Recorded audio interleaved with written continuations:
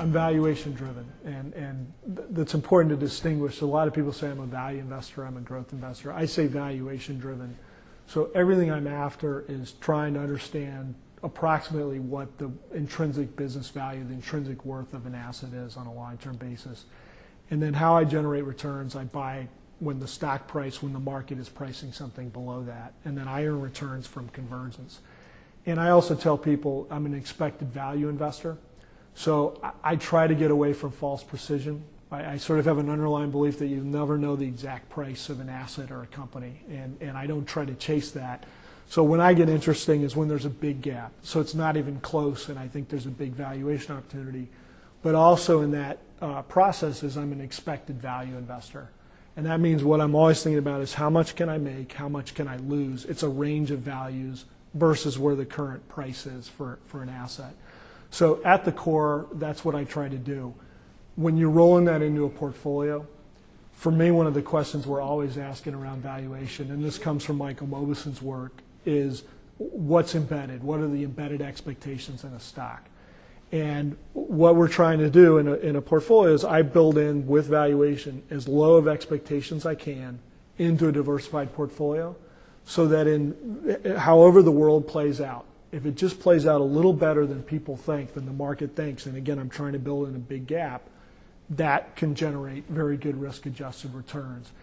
How does the research department help the fund managers at Legg Mason Capital Management? And it's a key question because we're a portfolio-driven firm. We emphasize a lot of times cognitive diversity, meaning you have a lot of diversified inputs into how you're thinking, different mental models, but also for me, different stocks, different industries. There's no way I can know everything. And in fact, one of the first rules of behavioral finance is you know less than you think you do, even if you know that you should know less than you think you do. So there's a lot I don't know. So what the analysts bring is sort of that cognitive diversity, a diversity of ideas across industries, across markets, to really bring forth and help me build out a diversified portfolio.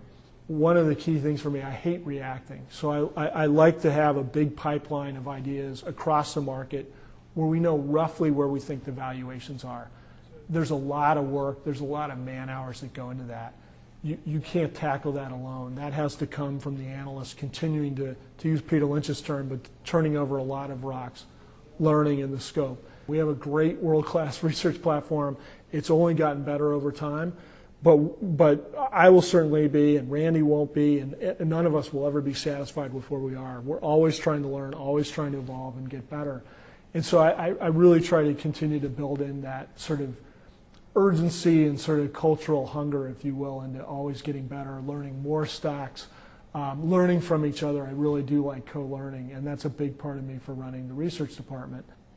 For Legg Mason Capital Management and risk, we understand our return engine, and I've talked a little bit about that, but again, understanding where valuations are and trying to buy when the market is giving you a price well below that so that as they converge, you drive returns. So the way I manage risk is trying to price risk around without sacrificing that. And it's part of it is embedded in the process because we think about probability-driven events.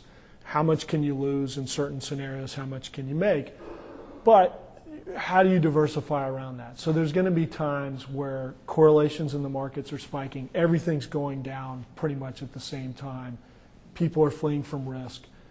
You have to think about those environments where everything's diverging. So rather than converging and driving positive returns, everything's falling away from fair value and getting cheaper. One of the ways to mitigate that tail, if you will, that fits very well with our process is with quality. So we went back and looked at return profiles of stocks during times of stress, and what really cuts off that, what we call the left tail, or the downside returns, the downside risk in a stock, is quality. And all quality does is it allows a company to control its own destiny across the cycle. These are companies with good balance sheets that generate cash throughout the cycle, that have good returns on capital throughout the cycle. So these companies tend to hold up better. They have less downside than lower quality companies. There's no free lunch on the market.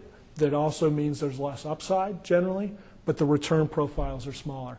The other way I think about risk is there's flexibility in our process. We don't just go for traditional value stocks or traditional growth stocks. We're just trying to value assets. Being able to diversify and put in traditional value stocks, traditional growth, it's another diversifier that can not smooth out, but can give you a more robust return profile throughout sort of cycles. So those are two things I really try to embed in the portfolio, and the goal again is diversification. I am sector aware. So for me, the goal, and this gets into risk and how you manage the portfolio too, but I want awareness. I clearly came to Legg Mason Capital Management because we have the flexibility to make active bets, to have high active share where we think the greatest valuation opportunities are.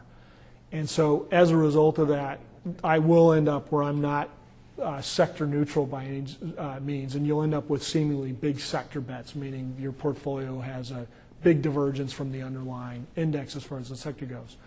What I ask myself and what I hold everybody to is justifying that. So there has to be a valuation argument to justify that. And part of that is that implies that you have knowledge across sectors. So not only when I say sector awareness, you know how much the market, what percentage is energy, what percentage is financials. That's just the starting point.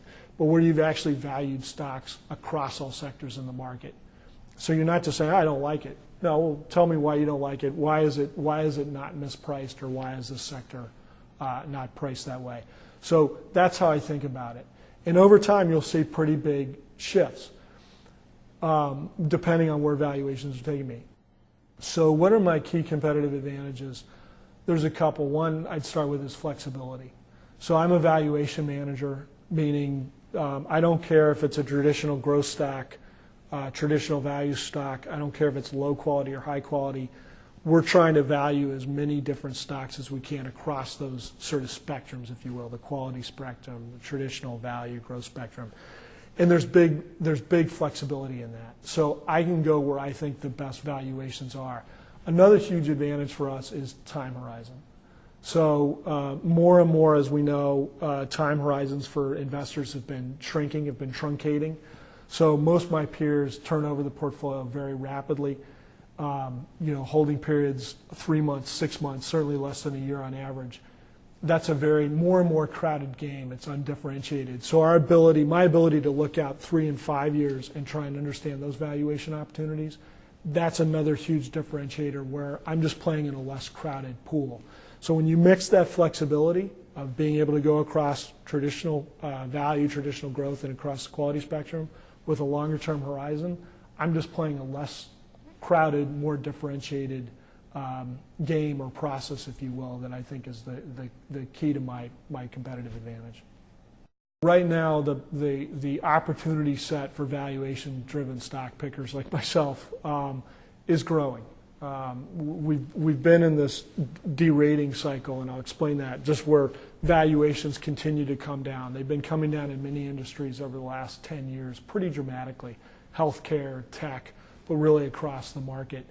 So I'm really finding two big buckets, and one I'd put in sort of a growth bucket. But the key is, as a valuation manager, the key is how much am I paying for the growth option, or how much of a growth premium? And in many cases, I'm paying nothing or little for the growth premium. The other area from a cyclical standpoint, I still think financials, they were the center of the storm, they were the center of the crisis. So that cyclical value bucket, it's really financials for me right now. And in that growth bucket, a lot of it is technology and healthcare stocks, where again, I'm paying nothing for the growth premium. How do I think about U.S. equities over the next decade? We're the value play. People don't realize if you want to compound long-term returns, or what drives long-term returns, which is what we're all after, the highest compound rate of returns.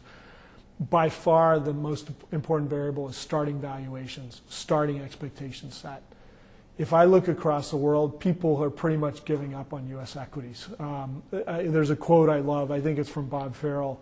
He said, 10 years ago, people wanted to own stocks at any price. Now we're going to a destination where people don't want to own stocks at any price. That's very true in the U.S.